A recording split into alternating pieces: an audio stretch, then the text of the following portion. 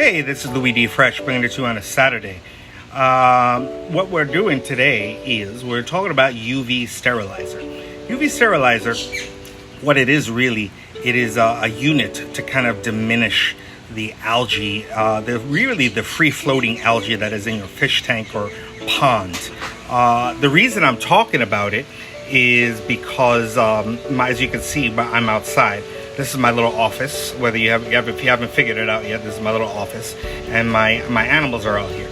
And John from Creative Aquatics Aquatic Creations, I should say, who agreed to actually do a YouTube video with me, said that he's going to do a little studying also on UV sterilizer, because I do have quite an algae issue, but I think I'm resolving my issue with this UV sterilizer. And let me tell you a little bit more about it. You will find this UV sterilizer slide from Canva on my social media from this past week. It was actually this Tuesday, and you'll see it is a unit that actually where water flows directly in contact with the UV lamp. And in essence, what that does is it helps kill off the green water.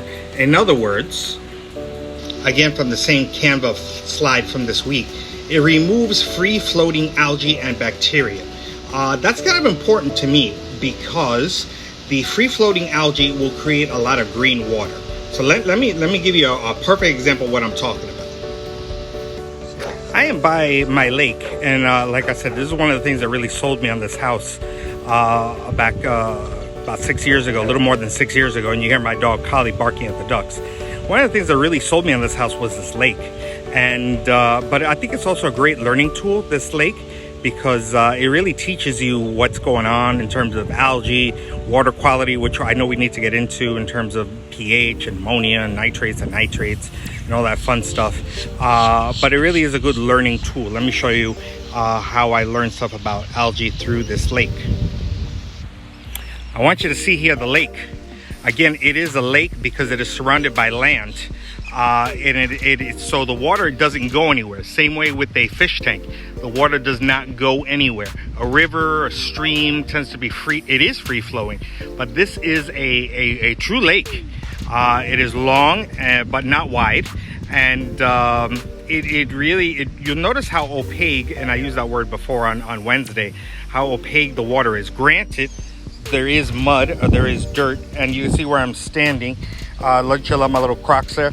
And all this gets filled up now, starting in May and June, July, August. All this will fill up. And if you don't believe me, look back on my social media from Tropical Storm Iota, and you'll see the water is really high.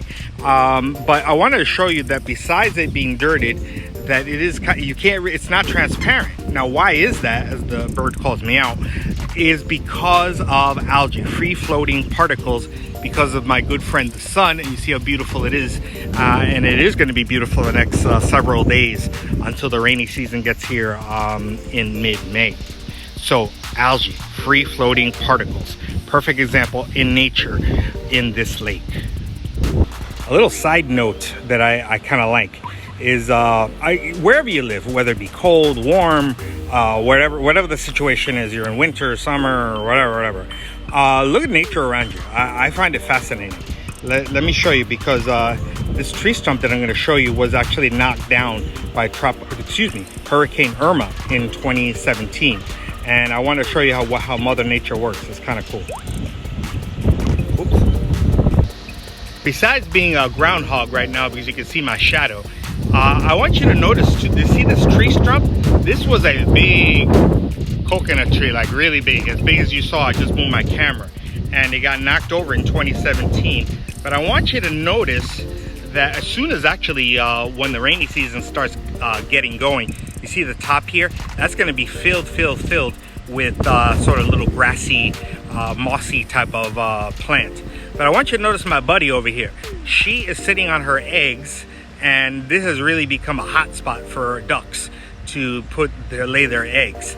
And you'll see that there are guards here. Do I have any guards over here? No guards over here.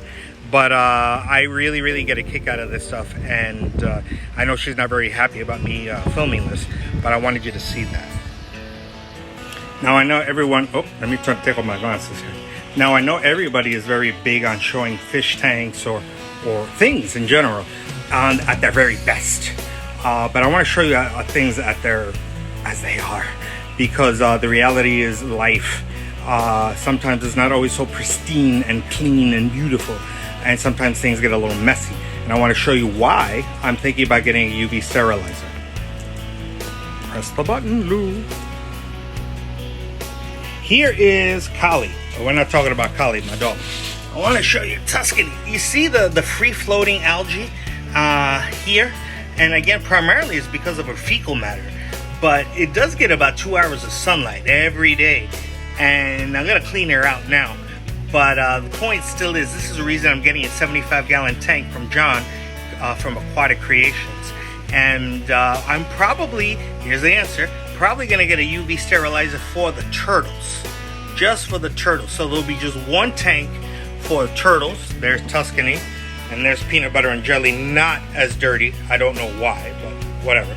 And it's probably going to go right here. Right here. I'm going to probably plant these plants.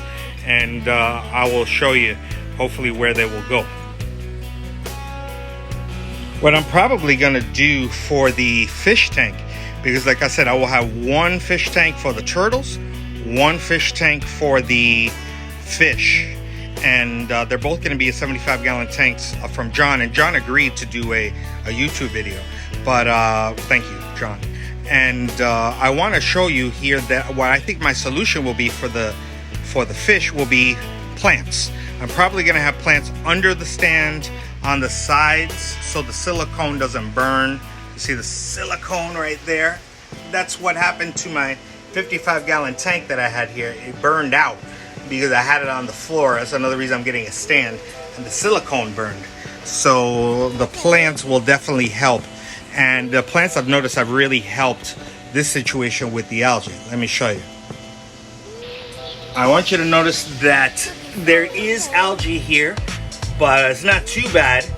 And this thing called string algae has really gone down. And I want you to notice here, the water here has gotten a lot better. If you look back on my social media this week, you'll notice that it was a lot greener. So this has really helped. And a quick update here on my hibiscus. You notice I'm standing now. I'm 5'11". Look how tall this plant has gotten. If you have no idea what I'm talking about, look back on my social media and YouTube. You'll see I talk about the hibiscus plant. But I wanted to show you how plants really, really help. I know the glare is horrific, but you'll notice how clear the water is with a nice surrounding of plants. And this frog bit has really been phenomenal. So I think I'm going to do, and here's my bird of paradise that I actually speak about on my social media. Notice she's flowering a little bit. You gotta love Miami. I love it here. Remember, we're in zone 10. If you have no idea what I'm talking about, look at my social media and look at my hibiscus video. I talk about zones and where we live. The sun here in zone 10 is ridiculous. And so you really need to do something about it. And what I think I'm going to do, I told you, I think I'm going to use a UV sterilizer for the turtles. And I'm going to use plants, just acres of plants around it for the fish. I think that's going to be the answer. But I'm going to consult with John and see what he says. Again, this was also on my videos and social media this past week. The pros of UV sterilizer: controls free-floating algae, like the stuff that I was showing you at the lake and in my little fish tanks. A real negative is, this is also from the same Canva slide. I think they showed on Friday. Cons: that is inefficient against string algae. And I mentioned that I do have quite a bit of string algae here. It has gotten better. I can't lie. It has gotten better. But it is still prevalent in the fish tank. This is also one big con because it does kill beneficial bacteria. And I do use liquid beneficial bacteria for the tank. So what are you going to do? That's why I don't think I'm going to use it for fish, only just for the turtles. And that's all I got, because I'm trying to keep these videos under 10 minutes because. Thank you guys. I really appreciate it as I hear Kali making some noise. And I hope you guys have a wonderful day. Thank you for watching. Bye. Louiedfresh.